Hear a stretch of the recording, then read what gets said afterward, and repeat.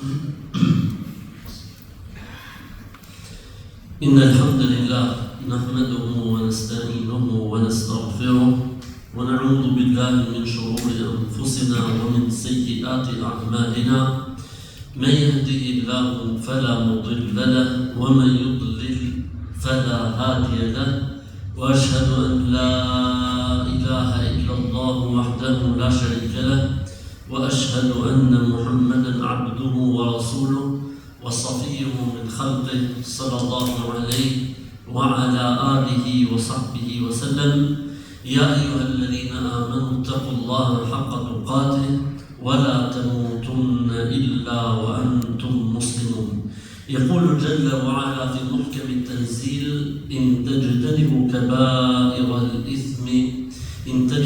كبائر ما تنهون عنه نكفر عنكم سيئاتكم وندخلكم مدخلا كريما وقال صلى الله عليه وسلم فيما ثبت عنه اجتنبوا 7 الموبقات الحديث me emrin e Allahut të gjithë mëshirshmit mëshiruesit, Allahun Zotin e vetëm për vërtetë e falenderojmë, vetëm prej tij ndihmë, falje, mëshirë kërkojmë.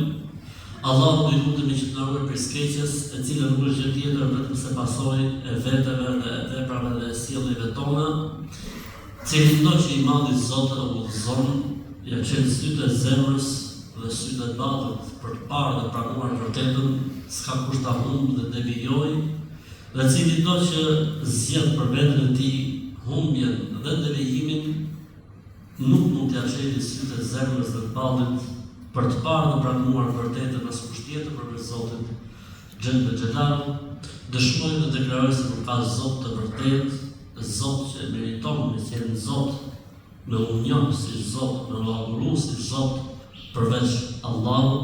Ai është një i vetëm, pa shok, pa birë, pa bashkëshorte, pa fëmijë, pa djem, pa vajza, pa ortak, pa të ngjashëm, pa rival, pa ndihmës, se është Zot.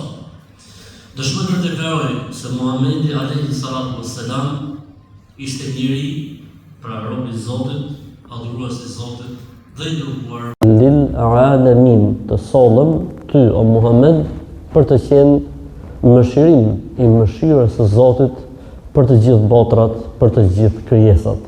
Mirësitë dhe bekimet e Zotit qofshin mbi të, mbi familjen e tij të pastër, mbi shokët e tij besnik, si dhe mbi gjithë ata besimtarë dhe ato besimtare që vazhdojnë të ndjekin udhën e tij dhe do ta ndjekin udhën e tij deri në ditën e Kiametit. I madhi Zot, Allahu Xhel Xhelalu në Kur'an na kujton neve muslimanëve kur thotë: o ju që keni besuar, drujeni Zotit ashtu siç e meriton, pra friksojeni ashtu siç duhet, jo me llafe, jo me paraqitje dhe jo me fasad, po një friksim i cili çon në përmirësim dhe në reflektim, ashtu siç e meriton, haqqa tuqati, siç e meriton. Dhe se vdekja mos t'ju gjej vetëm se duke qenë musliman të mirë, musliman të vërtetë.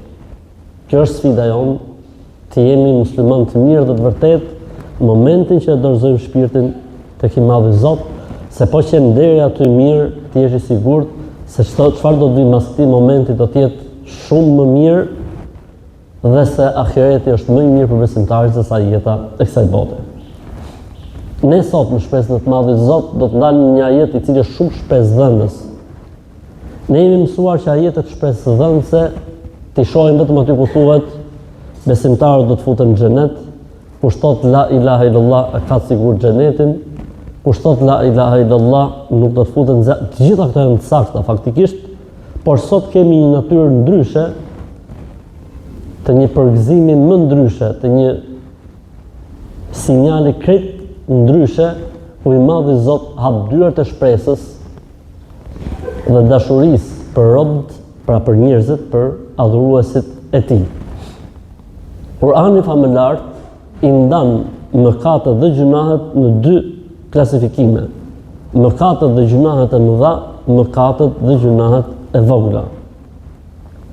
Për këtë arsye në surën El-Kahf çdo xhuma lexojmë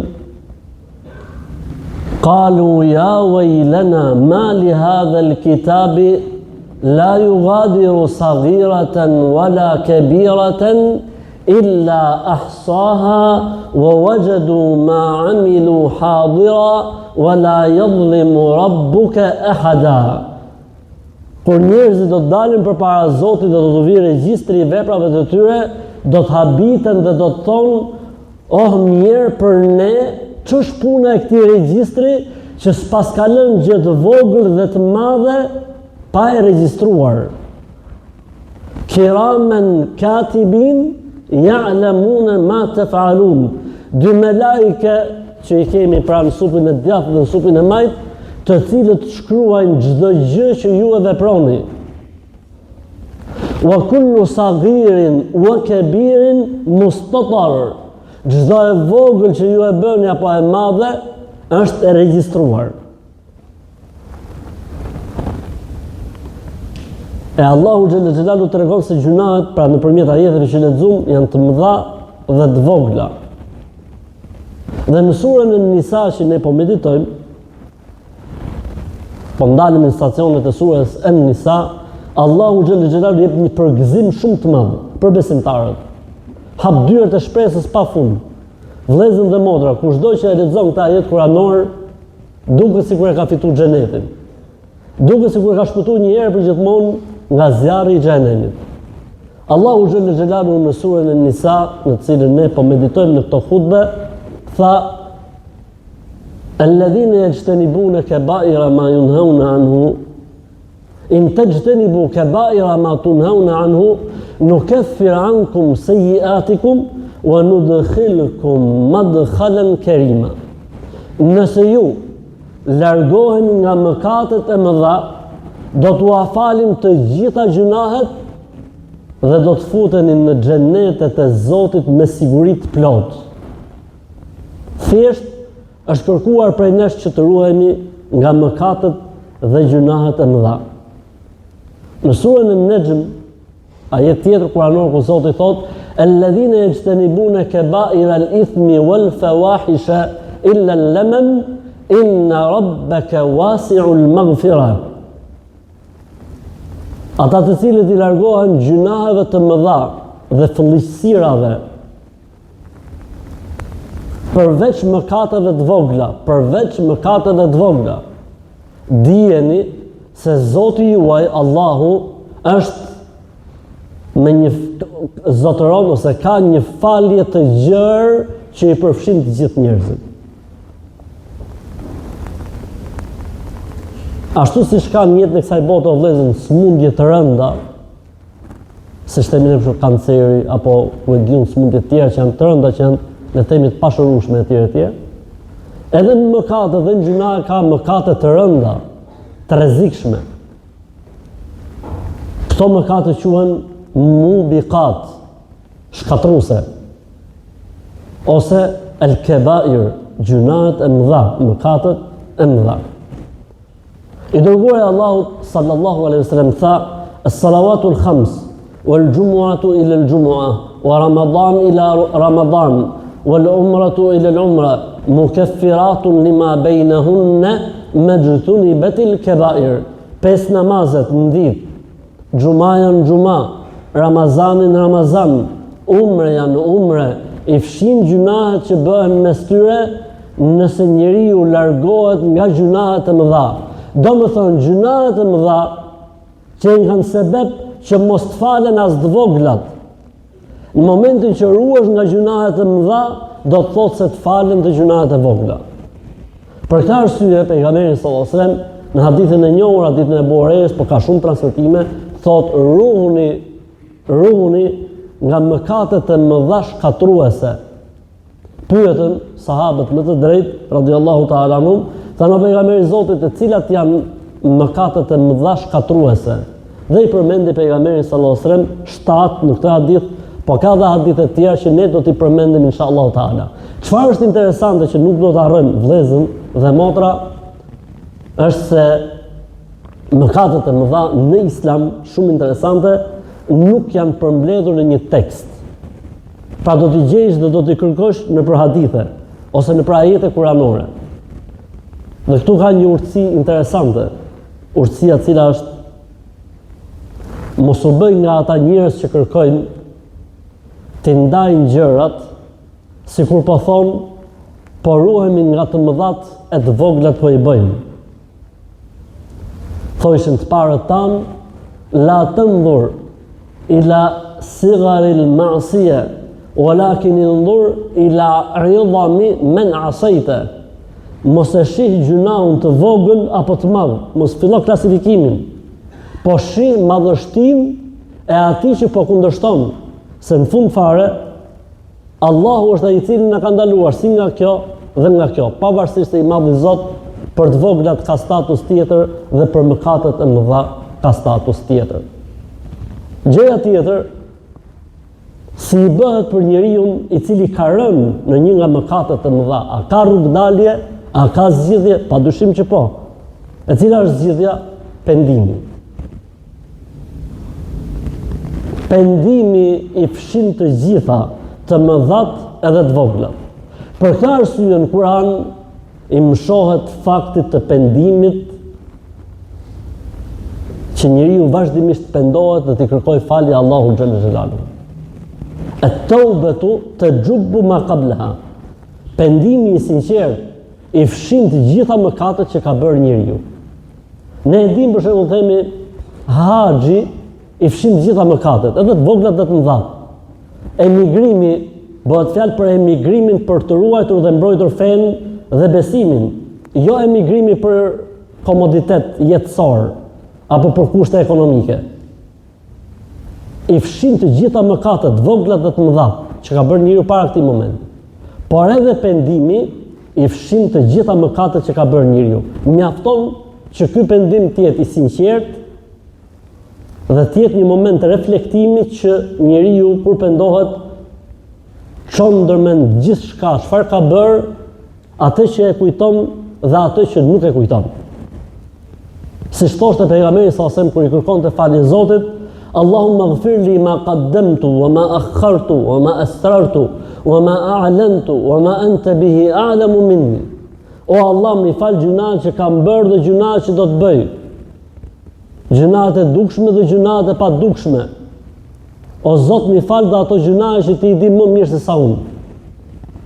Ka thënë i madhi Zot Allahu xhalla xhelaluhu në Kur'an: Ja ayyuhalladhina amanu tubu ila Allahi tawbatan nasuha asa rabbukum an yukaffir ankum sayyi'atikum wa yaghfir lakum dhunubakum. O ju që keni besuar, pendohuni te Allahu me një pendim të sinqert gjithëpërfshirës.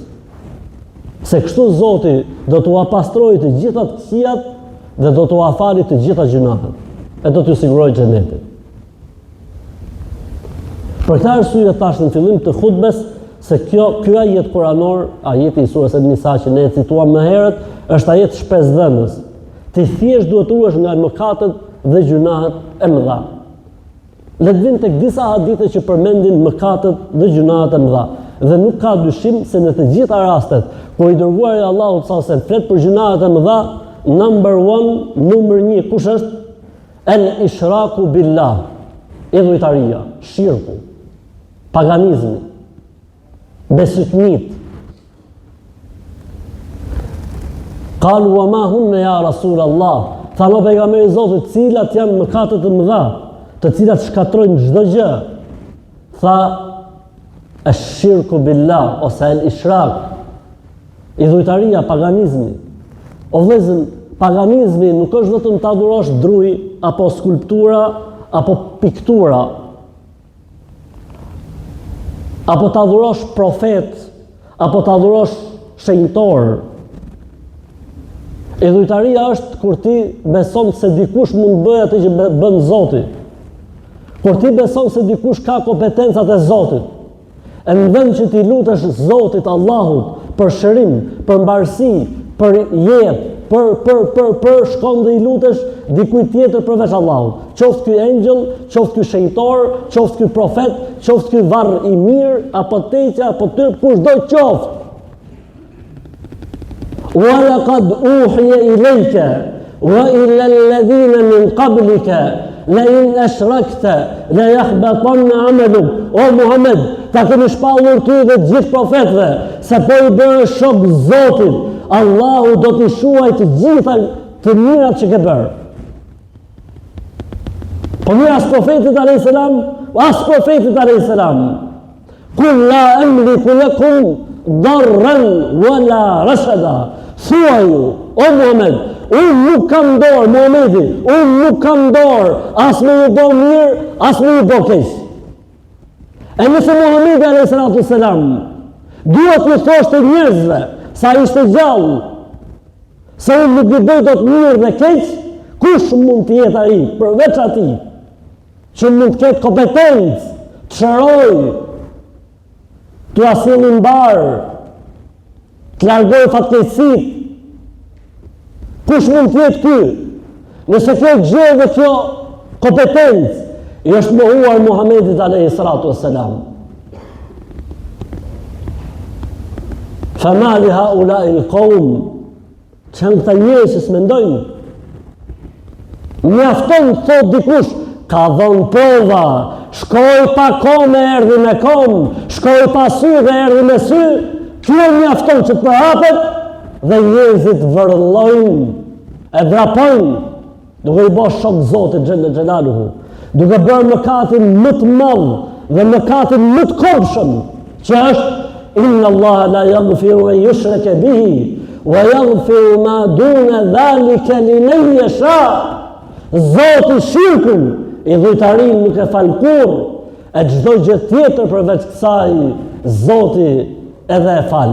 Po edhe po nuk e fali në atë moment, ditën e Kiametit, do ta fali, domethënë mas një kohe mëkatari do shkojnë në xhenet, sepse Allahu xhelle xhelaluhu ja ka bërë haram xhenetin çdo njeriu që ka vdekur si i dhujtar dhe ja ka bërë haram xhehenemin të mbajë në bendësinë e vetë përjetësisht çdo njeri që ka vdekur si adhurues i Zotit, një i vetëm pa shok. Prandaj kujdes. Ai që bën një mëkat të madh është në dëshirën dhe në mëshirën e Zotit, do Zoti dhe mund ta fali. Po ndoshta do të vujnë në xhenem e pastaj do të shkojnë në xhenet. Por se ky rregull për mëkatet e mëdha nuk vlen për shirkun. Shirku është jashtë i rregullit. Shirku nuk është mëkat. Shirku është dalje nga feja dhe besimi. Prandaj kujdes. Këshillojini të afërmit tuaj, këshillojini të dashurit tuaj, këshillojini fëmijët tuaj, këshillojini njerëzit e gjakut që të jenë larg i dhujtarisë, se Zoti se fal kurrë. Tha was-sihr dhe magjia. Magjia është dalje nga feja dhe besimi. Pra është quajtur mëkat me kuptimin e kundërshtimit që i bëhet Zotit, po faktikisht futet tek gjërat që e shkatrojnë imanin dhe besimin e njeriu. Wa ma yu'allimani min ahadin hatta yaqula innama nahnu fitnatun fala takfur. Kur mësonin magjin ju thoshin ne jemi sprovë për njerëzimin, mos e mëso magjin se mësimi i saj të nxjerr nga feja dhe besimi. Vëllezër dhe motra, thjesht për kuriozitet me ditë që magjia është i vetmi mëkat në Islam që edhe nëse pendohet njeriu prej saj, gjykatësi zbaton mbi personin, magjistarin ose magjistaren, ligjin e ekzekutimit. Edhe nëse është penduar i shkreti, është kap duke bërë magji, dhe gjatë kësaj kohe është penduar në burg e tjerë, ka filluar ndoshta edhe namazin. Përpara gjykatës rrafshim. Dikush do të bëjë çdo lloj mëkati tjetër, pendohet, del para gjykatës, i falet. Për shemb, magjia jo. Dhe magjia tek njerëzit ka për njerëzit që ka magji të mirë ose magjia e bardhë. O vëllezër, nuk mund të jetë dalja nga feja dhe besimi i bardhë dhe i mirë. Magjia në vetvete është mohimi i Zotit. Magjia në vetvete është adhurimi i djajve, i shejtanëve, i dreqënve. Sepse nuk mund të arrihet në të tilla pozicione vetëm se duke mohuar Zotin, vetëm se duke mohuar Kur'anin, vetëm se duke bërë veprime të kobshme, të cilat tregojnë se njeriu është i pafe, dhe pastaj djajt dhe shejtan i binden personit i cili do të bëj keq apo do të bëj gjëra të tjera siç e thonë njerëzit të mirë, po faktikisht magji të mirë nuk ka. Dhe vajtja tek magjistari është mëkat i madh. Dhe për gjunave më të mëdha, sepse po bëhet sebeb që dikush të mohojë dhe të dalë nga feja dhe besimi. Prandaj, çado që të ndodhi, jo po ndan duhet i bashkoj me pajtim, seans pajtimi, bashkoj me ulje, bashkoj duke ju fol, bashkoj në forma nga më të ndryshmet, po jo duke mohu Allahun xhella xhelaluhu. Pastaj ç'është ky bashkim për shembull kur njëra prej palëve nuk bëhet më. Si e nxjerrat e tjetër nga vetvetja se të ta bashkosh. Si u bashkon njeriu kur nuk don më? Kur nuk ka më ndjenja.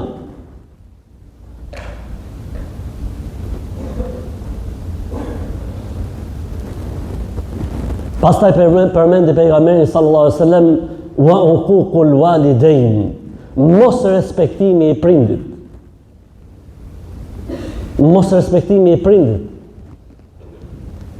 Mas Zotit madh, mas Allahut, vjen prindi, e knaqe, e gëzove, e lumturove, e ketë sigur xhenetin e Allahut xhella xhelaluhu me shpresën e të madhit Zot dhe mendimin e të madhit Zot. E mërzite, ju bën e bajat, ju bën e stres, ju bën e barë. Vallahi bilaj për Zotin, je në një risk të madh, je në një rrezik të madh. Kur mos e boft hajrin ai njeri, tha pejgamberi alayhi salatu wassalam, që i zën prindrit gjallë ose njërin prej tyre e nuk e fiton mëshirën e Zotit dhe faljen e tij dhe xhenetin e tij. Është e pamundur vëllezër dhe motra që ndonjëri prej njerëzve, flas muslimanëve besimtar, të ketë prindrit gjallë e mos tjetë banor xhenetit. Ta ketë njërin prej prindërve gjallë e mos tjetë banor xhenetit, kjo nuk ndodh kurrë.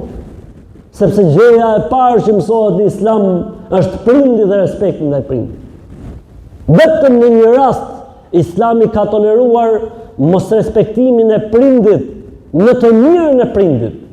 Atëherë kur prindi dëmtohet, atëherë kur prindi murdhnon që mos t'i falen Zotit, atëherë kur prindi murdhnon që mos shkojnë në xhami, atëherë kur prindi murdhnon që në bëjnë në gjuna apo në mëkat, atëherë nuk i bindemi, jo se nuk e dum, as nuk e ofendojmë, po nuk i bindemi se e dim se nëse do t'i bindemi, bindja jonë ndaj prindit në këtë rast do të ngarkojë dhe prindin me gjuna.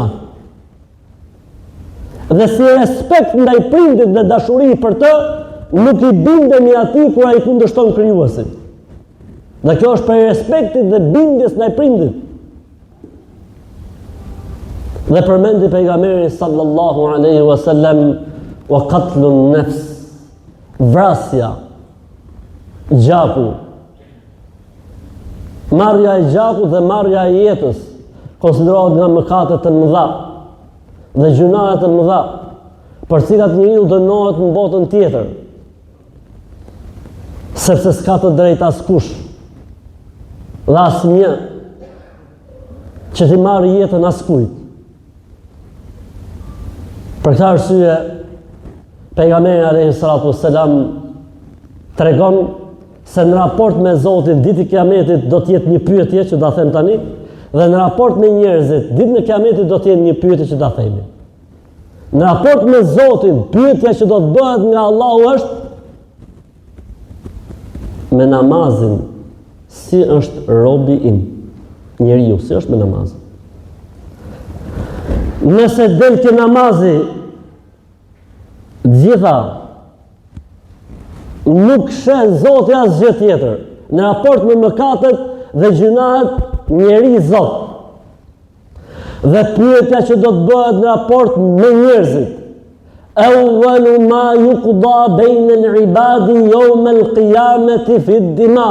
gjëja e parë që do të ndahen e sapet ndër njerëzore ditën e Kiametit do të jetë gjaku, do të jetë jeta.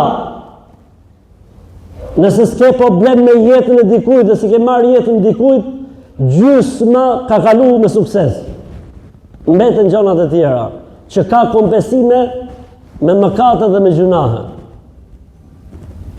Prandaj kujdes.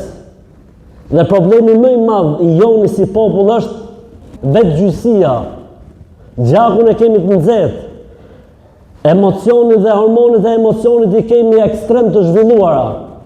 E si pasoj, për diçka të vogël nxjerr tjetri pistoletën, për diçka të vogël i ngul tjetri thikën tjetrit, për një gërvishtje makine u vra ai tjetri, për një ku dëgjon muhabet koti, shkon dhe e vret dhe hedh në tokë. Ose mendon se është me drejtën dhe shkon e vret. Qa do të thush Allahu xhelle xhelaluhu? Si do të dalësh përpara Zotit? Ka një hadith shumë interesant që vjen dikush tek pejgamberi alayhi salatu selam dhe e pyeti pejgamberin sallallahu alaihi wasallam. Tha pejgamberi i Zotit, si do të jetë puna jon? I tha pejgamberi alayhi salatu selam, e rëndësishme është mos të dalësh para Zotit me gjakun e dikujt në qafë. Do të vi vrari përpara Allahut me kokën e tij në sqetull. Do i thot gjaku i rrjedh aty. Thot o Allah o Zotin flet koka. O Allah o Zotin pyete vrasësin tim se përse më ka vrarë. Çfarë do i thot? Si do të arsyetohet? Për tokë, se më pa shtren, se parkoi i pari, se më gërvisti makinën, se deshat i marrë lekët. O vlezën këto ne i gjëmë çdo ditë. Marrë një jetë është pas një lloj arsyetimi. Mos me fol për ata të cilët i kanë ngërë duart me gjakt e musliman dhe fëmijëve besimtarë në Gaza, e të pafajshmëve, llogarit se si do të dalin përpara të madhit Zot, Allahu xhelle xhelaluhu. Tha wa aklu mali al-yatim, dhe ngrënia e pasurisë së jetimit, la ilaha illallah. Nëse fëmijët e zakonshëm kanë dy prindër apo njëri për prindërve gjallë, në Islam thuhet prindi i jetimit është bashkësia. E ne duhet ta trajtojmë si fëmijën tonë, me dhimbshuri, me dashuri dhe me gjithçka. Dhe të përgjigjemi për nevojat, nëse duam të jemi me Muhamedit alayhi salatu wasalam në të njëjtën gradë xhenetit. Ana wa kafirul yatimi ka hatini fil janna. Unë nga i cili kujdeset për jetimin do të jemi kështu në xhenet, njësoj, në të njëjtën shkallë dhe në të njëjtën gradë.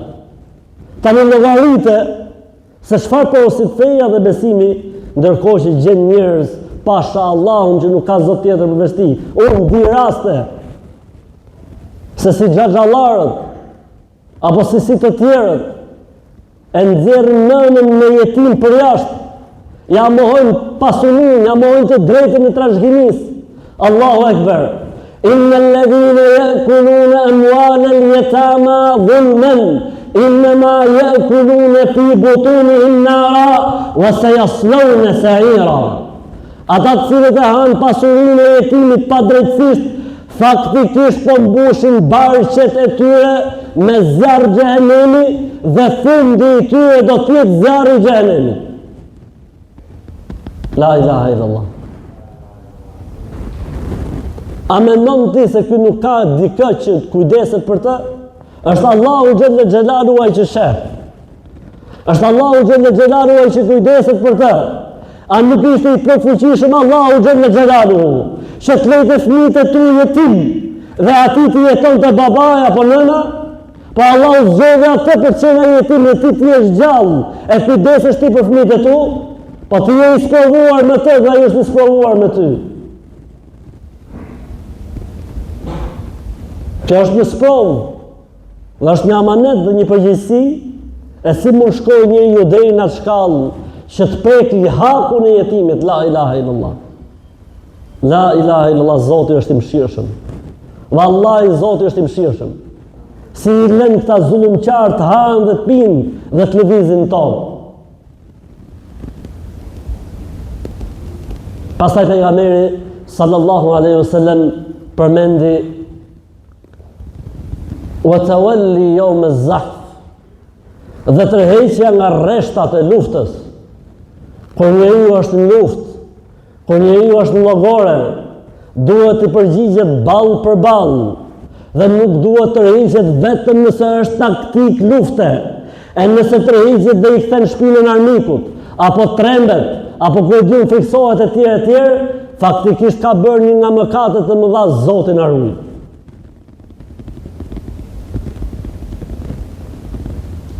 Nëse përballesh në luftë dhe je në luftë, ti e di që përballë te edhe nga krau tjetër. Dhe andej mata në xheneti i Zotit xhelle xhelaluhu. Siç ndodhi me Enes ibn Nadrin radhiyallahu ta'ala anhu. Kur njerëzit po tërhiqin gjithë në Uhud, i thot dikush o Enes këtej jo andej.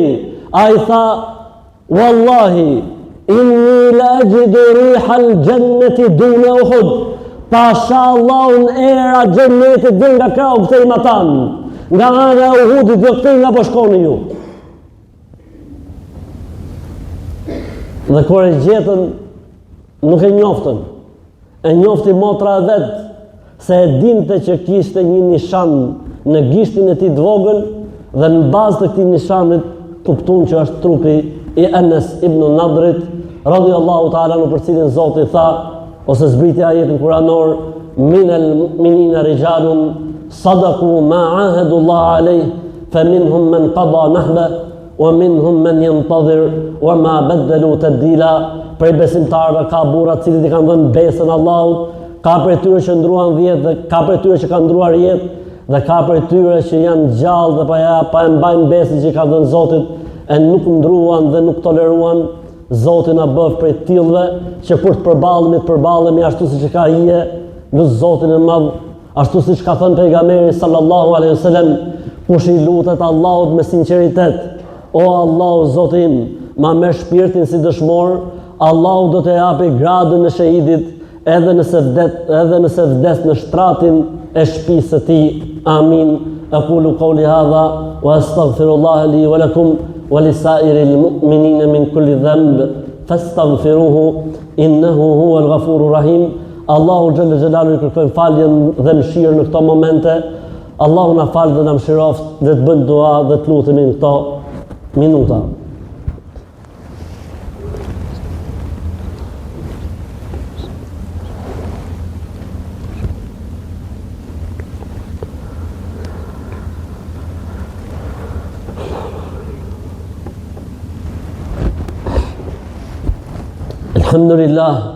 Alhamdulillah wa kafa, wassalatu wassalamu ala abdihi wa rasulihi alladhi istafa, wa ala alihi wa sahbihi wa man wala.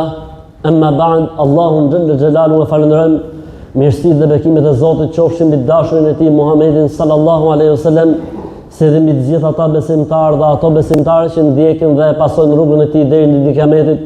Vazhdon hadithi i pejgamberit sallallahu alaihi wasallam, wa qadhful muhsinatil mu'minatil ghafilat, përfolmja e grave të ndershme besimtare, përfolmja e dikujt që është i pastër dhe i ndershëm, se është mëkatar dhe gjunaqtar, pra ka rënë në mëkatin e adulterisë. Ta akuzosh dikë pa drejtësisht është nga mëkatet e mëdha, Zoti na ruaj. Prandaj kujdes kur flisni për njerëzit. Kujdes kur flisni për njerëzit, se do të pyeteni përpara Allahu xhelle xhelalu për çdo gjë që del nga gjuhët tuaja. Mos prekni në dinjitetet njerëzore, mos prekni tek njerëzit, se ky njeri që ti e prek ndoshta apo tallesh me të, mund të ketë një pozitë tek Allahu xhelle xhelalu, e Zotit shpall luftë, ti nuk ja shef hajrin vetes, as në këtë botë, as në jetën e varrit, as në botën tjetër. Prandaj kujdes, mos fol për askënd, sidomos mos akuzo askënd dhe asnjë në nderin e tij apo në nderin e saj.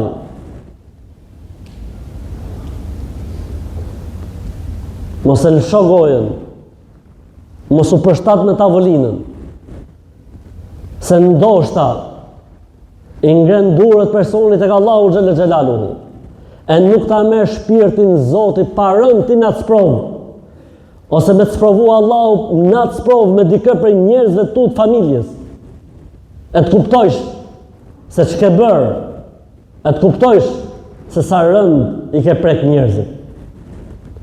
Dhe për këtyre mëkateve që përmend pejgamberi sallallahu alaihi wasallam, wa qawlu zur ose shahadatu zur, shpifja ndaj njerëzve. Në një hadith transmetohet se pejgamberi alaihi salatu wasalam ju tha shokëve të tij, do t'ju tregoj se kush janë 7 mëkate të mëdha shkatruese, dhe i përmendi disa nga këto që ne përmendëm.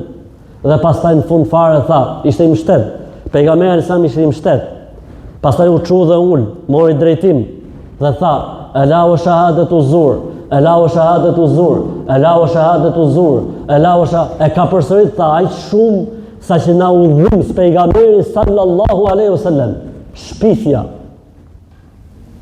O vëllezër, nëse në Islam të flasësh për një gabim apo për një gjë të tjetrit, për një tmet të tjetrit, duke mos qenë ai prezent, konsiderohet sikur me ja hëngur mishin kufomës së tij. Po me shpif, çfarë mund të jetë? Subhanallah.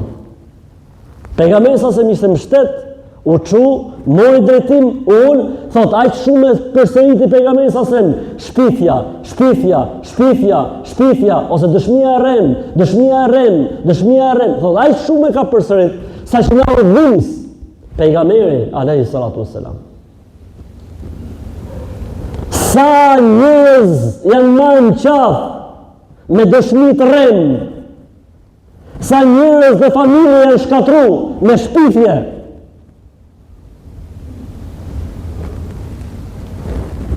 Sa nënë e ndanë nga fëmijët e tyre me shpifje dhe me akuza të padrejta. Sa pasurinë janë marrë dhe janë transferu me dëshmi të rrema, me hedhje firmash, në për noterë dhe avokatër. Si do të dalin ta njerëz përpara Allahu xhalla xhelaluhu? Çfarë do të thonë Zoti xhalla xhelaluhu? O ju që keni besuar dëshmoni të drejtën dhe të vërtetën, edhe nëse është kundër vetes tuaj, edhe nëse është kundër prindërve tuaj, edhe nëse është kundër të afërmëve tuaj, thot Allahu në Kur'an. Njëri duhet të thotë vërtetën, duhet të dëshmojë vërtetën. Pastaj çfarë këtë shkruajti i madh Zot? Po vallahi billahi, më mirë me thonë vërtetën, e me vërtet, e me shpëtu në botën tjetër, se sa me thonë të pa vërtetën, apo me dëshmu të remën, apo me shpif, e mos me pa hajrin vetës, e fëmijëve, e asgjë dhe në botën tjetër, edhe mas ditës kiametit. Prej hadithëve që përmenden mëkatet e mëdha, po i përmendim vetëm shkurt, tha ngrënia e kamatës, ose si quhen ndryshe interesat bankare. Largohu. Se kam ditë, kështu më gjeti Islami, okej, derisa të dalësh, por mos e vazhdo. Nuk ja vlen o vëllezër me i shpall luftë Zotit xhallal xhelalu. Dy mëkate Zoti i ka shpall luftë njerëzve. Ribaja, kamata, interesat bankare, dhe e dyta prekja e të dashmit të Zotit. Dikush që ti nuk e din, dikush që ti nuk ta mush mendjen, ai mund të jetë i dashur Zotit. Ai mund të jetë nga ata që i falën Zotit natën dhe ditën, nga ata që agjërojnë kur ti hasi si lopë, si s'do me thonë si diçka tjetër, e ti e prek, e ti e dëmton, a i qënë duhet nga Allahu xhalla xhelaluhu, e Zoti nuk e qënë lutin e ti uq, e Zoti nuk e qënë lutin e ti bosh. E për këtyre mëkatet mëdha që janë përmend në hadith, është tha dikush erdhi tek pejgamberi alayhis salam dhe tha: "Ja Rasul Allah, ayu dhanbin a'zam tha o pejgamberi i Zotit, cili është mëkati më i madh që mund bëj njeriu në botë? Qala an taj'ala lillahi niddan wa huwa khalaqak, ti bësh shok Zotit ndërkohë që Zoti është ai që të ka krijuar. Qultu thumma ay, thash po mas kësaj si mëkat kush vje? Tha an taqtula, gjoje, an taqtula waladaka khashyata an yat'ama ma'ak, të vrasësh fëmijën tënd nga frika se do të ushqehet me ty. Ua, sa e kobshme. E si vritet fëmija? Po, vritet fëmija. Po, sot ka emër të bukur, sot i thon abort, sot e ka emër abort. Hoxhën nderuar na ka ndodhur një shtatzani e padëshiruar. Çfarë do të thotë kjo fjala e padëshiruar? Po e kam tjetrin 1 vjeç. Bismillah, alhamdulillah, Allahu Ekber. Ka tjeshi qajnë dhe luten, thonë o Zotë gjithë fëmijët kisha, jo fëmijë plot, ka di se qara arome ka fëmija, dhe ti thua pa dëshiruar, e po mas na i thash dhe pa dëshiruar, le tjetë pa dëshiruar, le të shtohet numri i metit, le të shtohet numri i njerëzimit, ku është problemi? E pa dëshiruar qoftë, alhamdulillah, bismillah, Allahu Ekber, tjetëri, e pa dëshiruar. Çdo kohë pa dëshiruar, po nuk e kishin planifikuar. Po nga që i kam 3 për momentin, shumë mirë u bën 4. Ne po themi 6, 7, 8, 9, 10. Të u bën 4. A çfarë problemi ka se u bën 4? Se duket e kobshme kur thuhet ta vrasësh fëmin nga frika se do të haj me ty. Ua, po ku ndodh kjo? Ndodh sot. E përse ndodhin abortet? Cila është arsyeja e vërtetë e abortit? Ose zinaja i moraliteti, ose është frika, se si ta mbaj, nuk e kemi kushtet, jo po nuk kemi dhe nuk kemi. Po rrëo burë dhe otë mos botë në varit e Zotit. Allahu thot në Kur'an, nahnu narzuqukum wa iyyahum. Furnizimin e ka siguruar Allahu për ju dhe për fëmijët tuaj. Në shtetën e Zotit, alhamdulillah. O Allah, ti ke premtu se e ke siguruar furnizimin për fëmijët e mi. Qofti hajrit o Zot, qofti bereqetit, qofti marësisë, qofti sebeb që të mbihet Islami dhe muslimanët. E bëv Zotit hajrit. I thash tot, thumë thash, po pastaj, kalen të zani khalilet e gjarit. Tha të bësh i moralitet me komshien. Flasi për më të më dhatë. Po pse për shembull me tjera të lejohet, jo me askën nuk lejohet moraliteti. A dëmtoria është ndaluar. Po me komshien nuk imagjinohet. Sepse komshia është njeriu më i porositur nga Zoti dhe pejgamberi alayhis salam, që për nesh nuk duhet i vi kurrë keqja. Jo më të prekim në të shkelim derin e tij. Dhe për këtyre mëkateve të mëdha që ka përmend pejgamberi sallallahu alajhi wasallam është el-yaminul ghamus, betimi zhytës. Çdo tot zhytës, një betim i rrejshëm me vetëdije të plot që po gënjen për të marrë hakun e dikujt, ose për të merituar atë që nuk e meriton, ose për të mohuar të drejtën dikujt, quhet yaminul ghamus, betimi zhytës në zjarr të xhenemit. Se u bë betimi jo të shkak që dikujt i mohet e drejta, ose dikujt ti merret haku i vet në emër të betimit tënd, se ndoshta nuk i ka argumentet dhe faktet e forta. Për këtë arsye është quajtur gamus, betimi zhytës në zjarr të xhenemit. Dhe për këtyre që ka përmend pejgamberi sallallahu alaihi wasallam, tha prej mëkateve të mëdha është të shaj fëmia prindin e vet. Tha në pejgamberi i Zotit, si mund ndodhi o vëllezër, janë habit sahabët, kanë thënë në pejgamberi i Zotit, po si mund ndodhi që të shaj fëmia babën e vet ose nonën e vet?